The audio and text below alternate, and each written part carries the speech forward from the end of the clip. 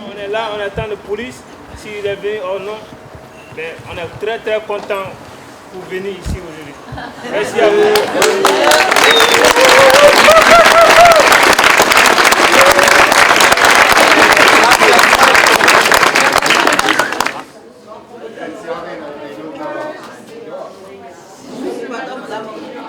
Hier, on a reçu de l'information selon laquelle ça pouvait être expulsé aujourd'hui. Et du coup, on a fait un appel à mobilisation en soutien. On était un peu surpris parce qu'on pensait qu'on serait expulsé en février. On a eu une décision de justice, c'est un squat. Du coup, on a eu un jugement qui a été en deux parties avec les mineurs et les majeurs. Et les majeurs ont une date d'expulsion au 8 février, sans application de la trêve hivernale. Et actuellement, il y a combien d'hébergés ? Environ 320 personnes. Il y a 170 mineurs environ. Oui, il y a des femmes enceintes. Il y a pas mal de femmes enceintes d'ailleurs.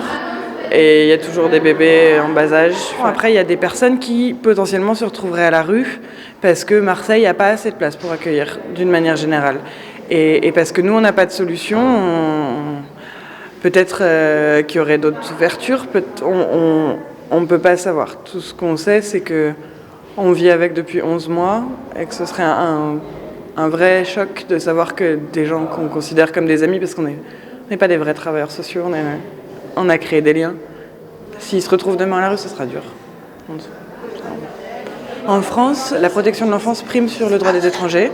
Donc, à partir du moment où on se définit comme mineur, on doit être mis à l'abri. C'est obligatoire. Après, on teste la minorité, donc on fait passer des entretiens pour essayer de vérifier le parcours, etc. Et on demande des extraits de naissance. Et après, ils sont protégés jusqu'à la majorité. Donc les mineurs, normalement, c'est bon. Sauf pour les déminoriser, parce que du coup, la France essaye, et Marseille en plus, essaye de déminoriser un maximum de personnes en leur disant vous mentez et vous essayez de profiter des lois françaises qui font qu'on va vous protéger. Ce qu'on veut, c'est le droit des personnes et qu'il soit respecté. Si les mineurs étaient réellement pris à l'hôtel comme ils devraient avoir le droit, on ne serait pas là dans ce squat avec 170 d'entre eux. Par contre, pour les familles, c'est un peu plus compliqué parce que du coup, le droit français est assez peu respecté. Normalement, le droit à l'hébergement, il prime chez tout le monde, quelle que soit la situation administrative, que ce soit les parents étrangers malades ou les demandeurs d'asile. Mais normalement, une personne qui arrive en France, et notamment si elle demande l'asile, elle doit être protégée jusqu'à la fin de sa demande. Et aujourd'hui, c'est pas fait, et les gens sont à la rue. Et aujourd'hui, on préfère laisser des femmes enceintes à la rue plutôt que de les prendre en charge. Du coup, nous, on existe. Nous sommes tous des enfants de Marseille. Nous sommes tous des enfants de Marseille. Nous sommes tous des enfants de Marseille.